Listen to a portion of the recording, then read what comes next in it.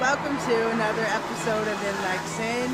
And today it's a beautiful sunny day and we are at the Lake Shine.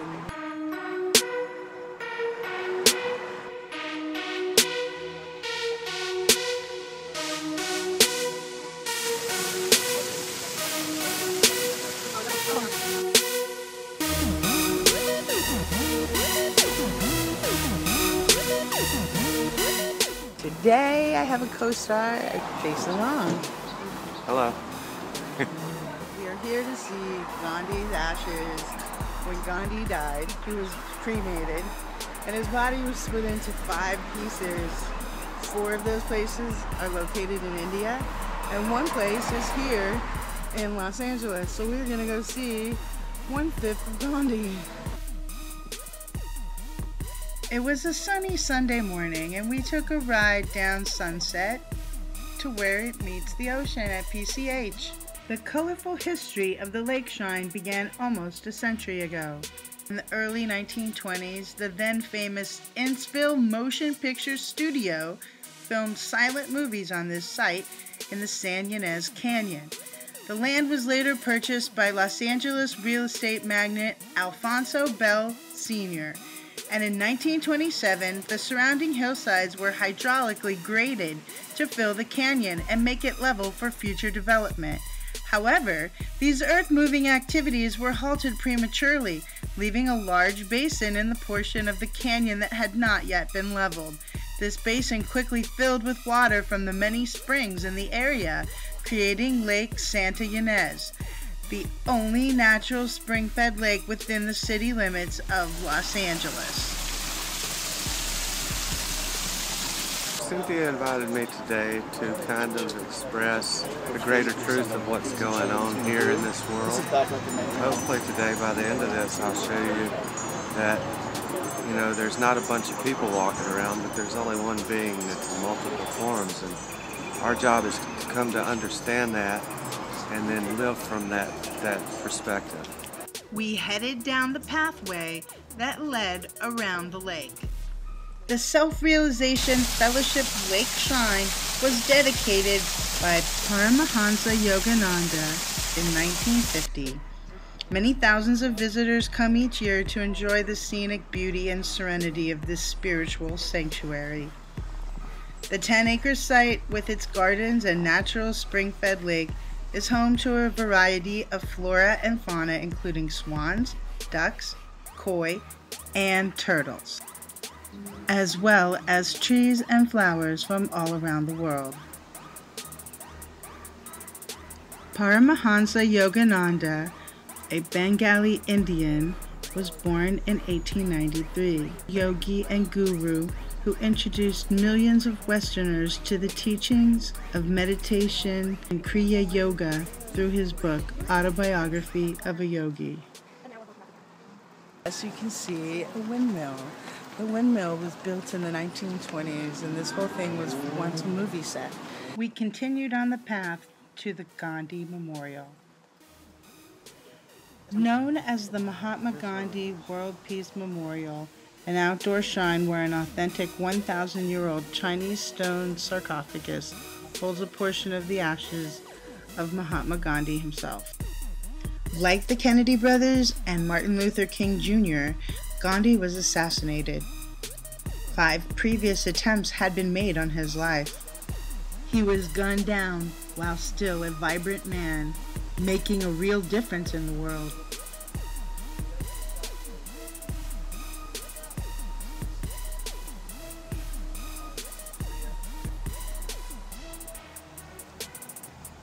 We sat down to contemplate things spiritually, like Jason and I always do.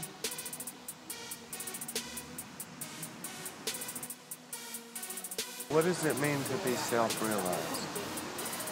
There have been, throughout history, perhaps thousands, who knows, of beings who come here to this place we call the universe and become self-realized.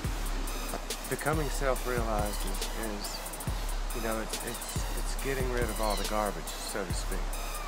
You know, there was a teacher who said to ask yourself, who am I, over and over and over. And this process can look like many different things. Like, am I my wife or my husband? Am I my car? Am I the money in my pocket? Am I the friends that I have? And then you can go further and say, am I the thoughts that I have? Am I the feelings that I have? Am I the body that I'm in? We're actually none of those things. But it's how we identify ourselves to be separate so that we can figure out who we are.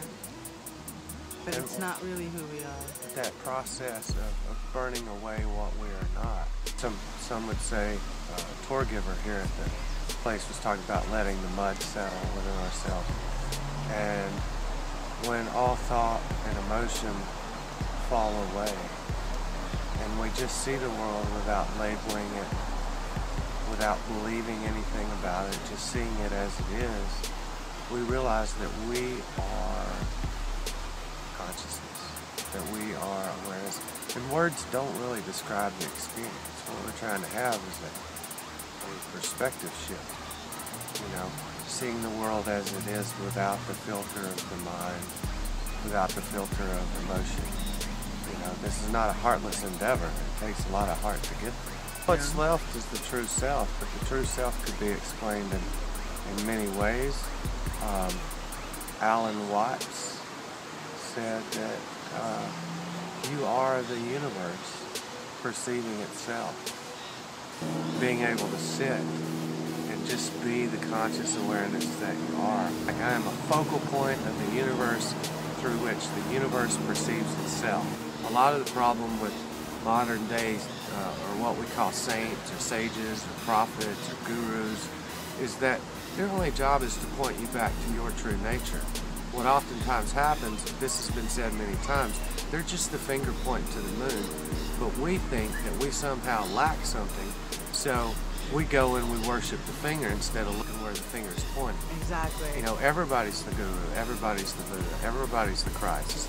The hope is that you have that moment where everything within falls away, real meaning, because ultimately within the human framework or the egoic framework, there isn't, like, we search for meaning. There is no meaning. There is no purpose other than to be. Does what I am go away? No, because I am you.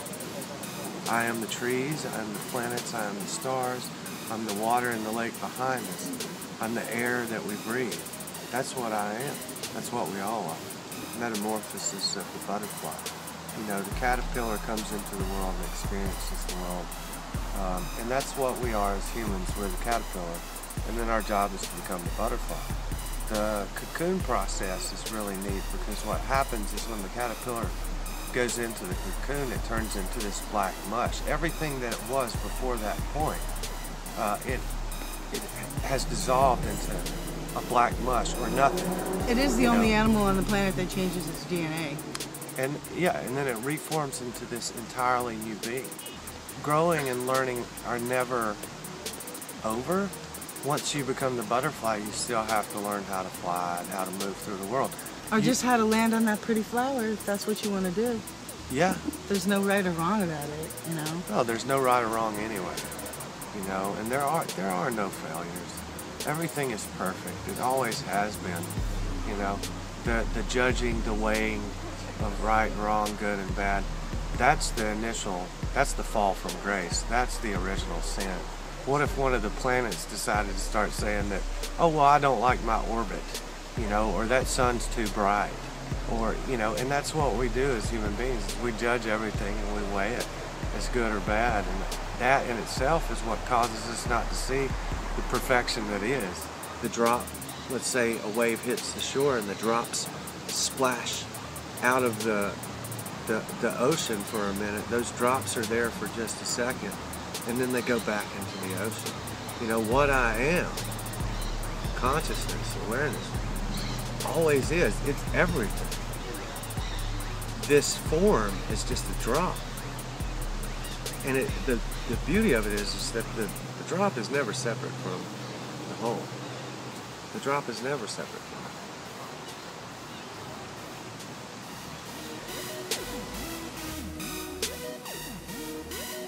So do yourself a favor and take a drive to where sunset meets PCH and check out this little magical area all for yourself. You won't be sorry. Be sure to visit the gift shop where you can pick up a copy of Autobiography of a Yogi. You can also peruse the museum and see some real articles from Pranayana Yogananda's life. Amish Buddha Filmworks. Join me every Thursday for a new In Like Cyn. Hey everybody, thanks for watching the video. Subscribe. All the social media links are here down below. Please subscribe. Look for a new In Like Cyn every Thursday.